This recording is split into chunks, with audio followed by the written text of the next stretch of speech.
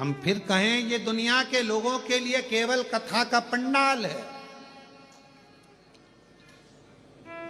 और हम कहते हैं ये केवल कथा का पंडाल नहीं, अपने बाप से, अपने पिता से, अपने दिल की बात कहने का एक स्थान है, जहां अपना मन की बात कहे। मन,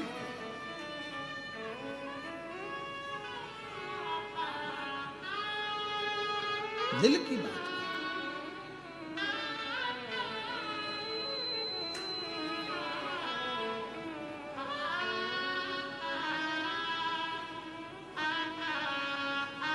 मैं हितेश तुमको धन्यवाद देता हूं बेटा कि शिव कृपा से ये कथा ऑनलाइन जो सीहोर में होती वो बाबा के धाम में हो रही, और एक प्रेरणा हमको मिली इस चीज के लिए कि ऐसे 50-60 भक्त लोग कथा सुन लें। अगर ऑनलाइन कथा सीहोर में होती है, ऐसी ही किसी 12 ज्योतिर्लिंग में भी चलती रहे और लोग उसको श्रवण करते रहे।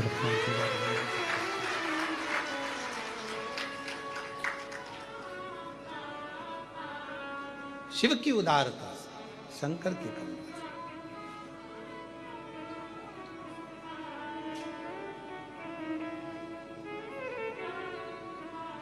और कितने नारखेड़े जी, पाटिल जी, आपके जितने रिश्तेदार आए होंगे सब प्रसन्न होंगे कि बाबा की कृपा से हमको कथा सुनने को कम से कम कृष्णेश्वर बाबा की पवित्र भूमि पर मिलकर। रात तो हुई।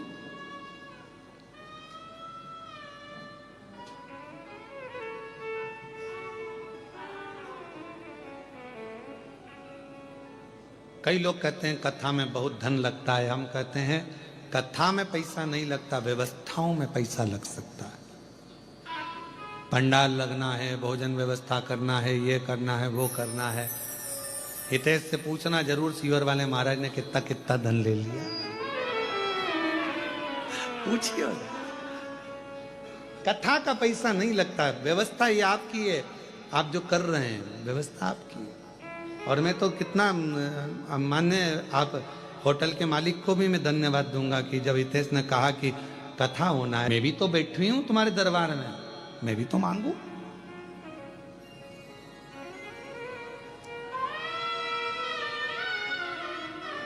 तो वो उन्होंने प्रैक्टिकल कर कर देखा। सती माता ने भी प्रयास करा, बैठी हूं कथा में और मन में सोच रही हूं कि ऐसा शरीर जलकर भस्म हो जाए। जो सोचा था कथा में पूर्ण हो गया। अच्छा सोचो, जितनी देर कथा में बैठो उतनी देर अच्छा सोचो, अच्छा विचार लेकर। महाराज राजा सुदक्षण प्रैक्टिकल करे कि अगर महाराज कह रहे हैं, संत कह रहे हैं कि राजा अगर बेकार कर्म करेगा तो फल भी खट्टे हो जाएंगे, कड़वे हो जाएंगे। तो राजा सुदक्षण ने विचार करा, सुदक्षिणी से कहा चलो आज प्रैक्टिकल करते। और हम भी कहते प्रैक्टिकल करते रहना चाहिए। एक महाराज जी प्रवचन कर रहे थे, प्रवचन में कह रहे थे कि व्यक्ति को मदिरा नहीं पीना चाहिए, शराब नहीं पीना चाहिए, ये गंदा नाली का पानी है, लोग पी के नाली में गटर में पड़े रहते हैं।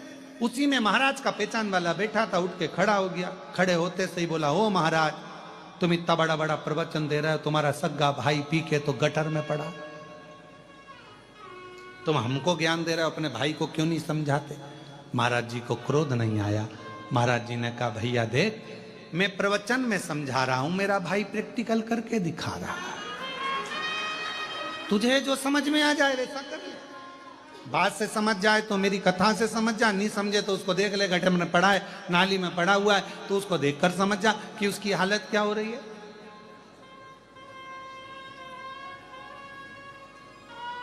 ये तेरे ऊपर निर्भर करता है। सुदक्षण ने ये विचार करा और राजा सुदक्षण चल दिया अपने नगर में। और नगर में जाने के बाद उसने झूठ बोलना, गलत काम करना, लोगों को परेशान करना प्रारंभ करा कि मैं देखूं तो सही क्यों नहीं होता। एक पत्नी ने अपने पति से कहा कल जो भिखारी आया था ना बहुत बदतमीज है। पति ने कहा तुझे भिखारी से क्या मतलब। नहीं, कल जो भिखारी आया था ना वो बहुत बदतमीज है। पति ने पूछा हुआ क्या, वो तो बोल। कल मैंने उसको खाने के लिए भोजन दिया, भोजन लेकर गया, और आज आया ना जब सवेरे तो मेरे को रेसिपी बुक देकर चला गया, मुझे भोजन बनाने की किताब देकर चला गया, और मेरे से कहता है मैडम कल की सब्जी कच्ची थी। बताओ। पति खुश होकर बोला जो मैं 40 साल में नहीं बोल पाया वो आज बोलकर चले, आज बोल 40 साल में। पाटिल जी जोरदार ताली बजाए, जोरदार ताली बजाए। और चुप चुप बैठे हो, जरूर कोई बात है। सबसे तेज ताली पाटिल जी बजाए हैं। तो कहा जो मैं 40 वर्ष नहीं बोल पाया वो आज बोल गया। भोजन सब्जी कच्ची है। भगवान सुदक्षण राजा ने विचार करा मैं प्रैक्टिकल करता हूं, और राजा सुदक्षण ने प्रैक्टिकल करा, असत्य बोला, गलत काम किया, परेशान किया, कष्ट दिया, और उसके 6 महीने बाद पहुंचा वो संत के यहाँ। फिर वहां के फल खाए तो वो कड़वे थे, खट्टे थे। संत के चरणों में राजा सुदक्षण ने हाथ जोड़कर कहा आपने बिल्कुल सत्य कहा, जैसा कर्म करोगे वैसा फल पाओगे। ये हमारी कहावत शास्त्रों की है, ये बनाई हुई कहावत नहीं है, राजा सुदक्षण की कहावत। अच्छा कर्म करिए, अच्छा मिलेगा। आप अच्छा कर्म करते रहोगे तो फल मीठा मिलता रहेगा, सब अच्छे रहेंगे, सब स्वस्थ रहेंगे। आप जितना जितना श्रेष्ठ कर्म करेंगे उतनी उतनी जिंदगी प्रसन्न होकर जीते रहोगे। और जहां हमारे जीवन में हमने बेकार कर्म, असत्यता के साथ, गलत कार्य के साथ अपने जीवन को जिया, वहां हमें कष्ट भोगना पड़ता। सती माता कुंभज बाबा के आश्रम में बैठी हैं, मन में गलत भाव आ गया कि मेरा शरीर जलकर भस्म हो जाए, और वही हुआ। शंकर जी ने मांगा था कुंभज बाबा के आश्रम में कथा सुनते हुए मुझे राम का दर्शन हो जाए, तो कुंभज ऋषि के यहाँ से जैसे ही चले तो मेरे शिव जी को राम जी का दर्शन हो गया। और सती माता ने मांगा था कि ऐसा शरीर जलकर भस्म हो जाए, तो माता सती दक्ष प्रजापति की यज्ञशाला में जाकर जलकर भस्म हो जाती है। कथा में बैठकर जो तुम्हारे मन की कामना है, जो तुम्हारे मन का भाव है, कथा में बैठकर वो प्राप्त होता, वो मिलता।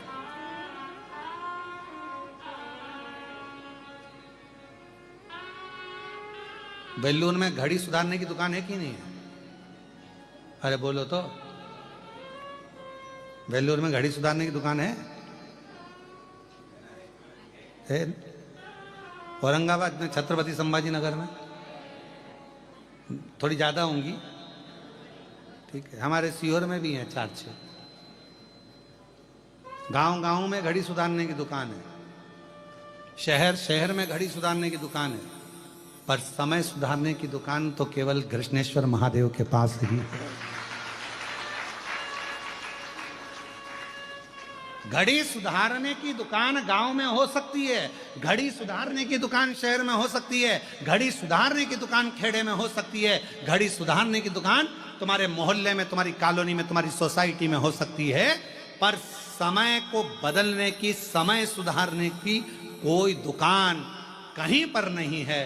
समय बदलने की दुकान, समय बदलने की जगह तो केवल एक है, वो कुबरेश्वर देव अधिदेव महादेव, वो कृष्णेश्वर महादेव, वो महाकालेश्वर महादेव, वो ओमकारनाथ, वो केदारनाथ, वो विश्वनाथ, वो मल्लिकार्जुन, वो भीमा शंकर, वो बाबा बैजनाथ। ये स्थान जो बनाए गए ये समय सुधारने के, घड़ी सुधारने के नहीं है।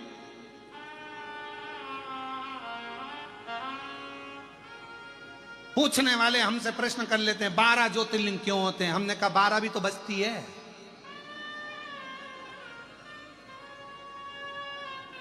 कहा 12 ज्योतिर्लिंग क्यों होते हैं? हमने कहा 12 नहीं बस्ती, तो क्या बस्ती है? मैंने कहा बस 12 बस्ती है तो 1 बजे सोमनाथ से चालू हो जाओ, 2 बजे मल्लिकार्जुन, 3 बजे महाकालेश्वर, ऐसे करते करते जब 12 बजे तो कृष्णेश्वर महादेव को याद कर लो, तुम्हारी जिंदगी। ये 12 के जो नंबर हैं 1 2 3 4, अरे जरा विचार करो, रात के 12 बजे मेरे भगवान कृष्ण प्रगटे, दिन के 12 बजे मेरे राम जी प्रगटे, और 12 ज्योतिर्लिंग ये हमारी जिंदगी का सार तत्व है अपने समय को सुधारने के, ये अपने समय को सुधारने के लिए ये 12 ज्योतिर्लिंग का सार तत्व।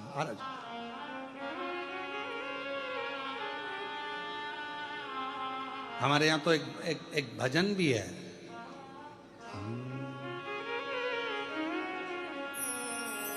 ओम रूपी मुख से शिव बोलो प्यारे, ओम रूपी मुख से शिव बोलो प्यारे। वो फसल के लिए बारिश का पानी जरूरी है, उस फसल के लिए बारिश का पानी थोड़ा थोड़ा थोड़ा थोड़ा गिरता रहे, वो जरूरी है।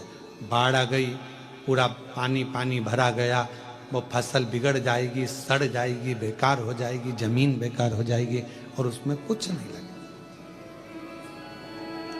इतने विद्वान मत बन जाओ कि तुम्हारे अंदर ज्ञान की बाढ़ आ जाए और परमात्मा की भक्ति ही बह जाए।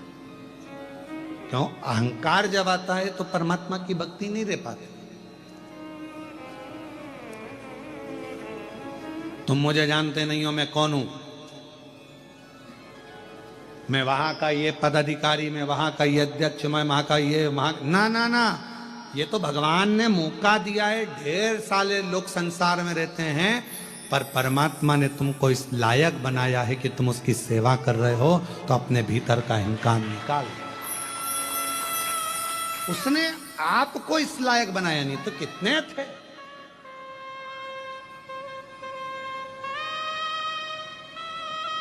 ये नारखेड़े जी को, ये पाटिल जी को, ये मैं हितेश को धन्यवाद दूं कि भगवान ने अगर तुमको मौका दिया है, भगवान ने अगर तुमको कोई मौका दिया है तो कुछ सोच कर दिया हो।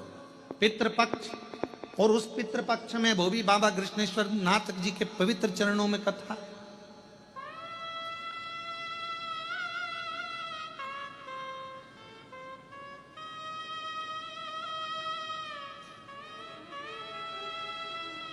किसी आनंद के साथ कहीं परमात्मा ने अगर कृपा, और आपको भी हम धन्यवाद देंगे, जितनी मेरी जीजियां बैठी हैं, जितने जीजा बैठे हैं, जितनी मेरी बेटियां बैठी हैं, बेटा बैठे हैं, मेरी माताएं बैठी हैं, भाई बैठे हैं, इन सबको मैं धन्यवाद दूंगा। आपको ना जाने भगवान ने क्यों इस लायक बनाया कि आप ना जाने कौन से बगीचे के ऐसे फूल हो, क्योंकि जो फूल अच्छा होता है वही शिव के चरणों में जाता है, जो अच्छा होता है वही शिव पुराण तक पहुंच पाता है। भगवान के वो पुष्प हो जिसको भगवान अपने पास में लेकर करीब।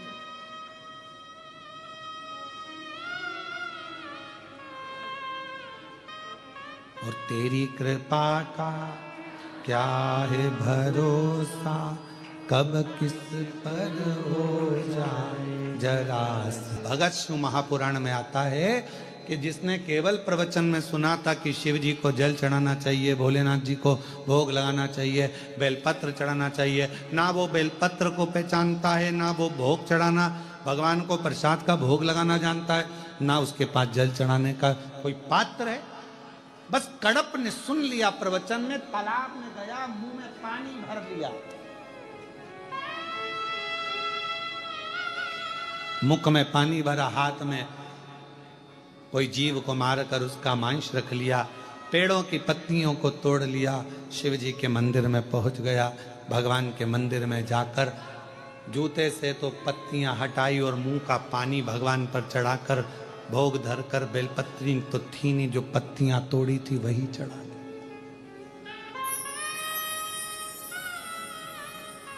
अब जरा विचार करिए,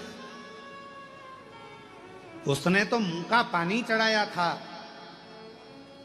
तो शिव जी प्रसन्न हुए थे कि नहीं हुए थे? शिव पुराण में पढ़ो कि कड़प पर भगवान शंकर प्रसन्न हो जाते हैं और उसको अपना दर्शन दे देते हैं। अपन तो झूठा भी नहीं चढ़ा रहे, अपन तो गलत चीज कर भी नहीं रहे, अपन तो रोज एक लोटा जल चढ़ाते हैं, प्रेम से बाबा को पुकारते हैं, तो जरा विचार करिए, कम से कम शिव जी की कृपा दृष्टि हम जैसे जीवों पर भी तो रहेगी। आप और हम जैसे जीवों पर भी तो शिव की कृपा रहेगी। अब कोई उसमें ज्ञान दे दे, शंकर भगवान पर ऐसा मत चढ़ाओ, भगवान शंकर पे वैसा मत चढ़ाओ, भगवान शंकर पे ये मत करो, भगवान शंकर पे वो मत करो।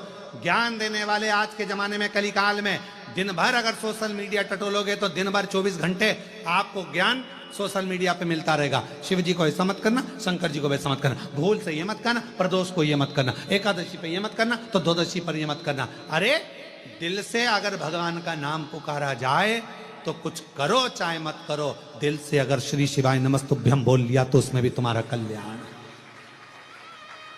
हर हर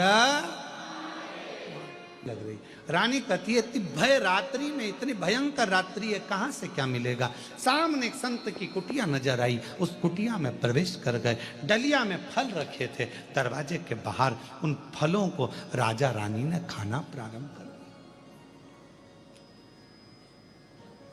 सुदक्षिण अपनी धर्मपत्नी सुदक्षिणी के साथ में फल खा रहे थे,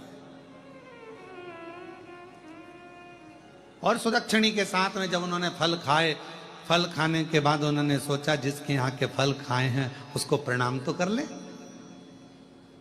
जिसको यहाँ का फल खाया उसको प्रणाम तो करें, नमन तो करें।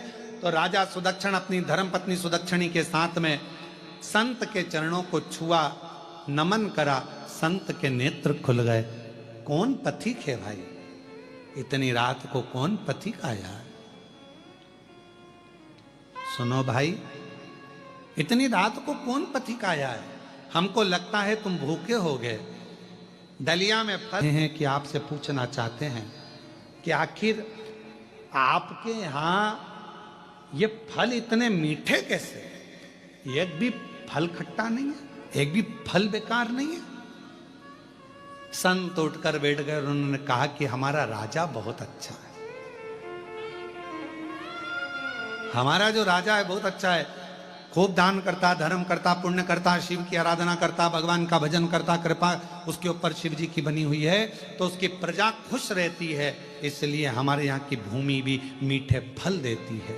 अच्छा, और मान लो तुम्हारे यहाँ का राजा अगर बेकार कर्म करेगा तो क्या फल कड़वे हो जाएंगे? बिल्कुल हो जाएंगे। राजा सुदक्षिण ने विचार करा, जरा प्रैक्टिकल करने में क्या जाता है, प्रैक्टिकल तो करें। और प्रैक्टिकल करते रहे। एक महिला ने, एक दीदी ने लिखा कि मैंने भी आपकी कथा का प्रैक्टिकल करा।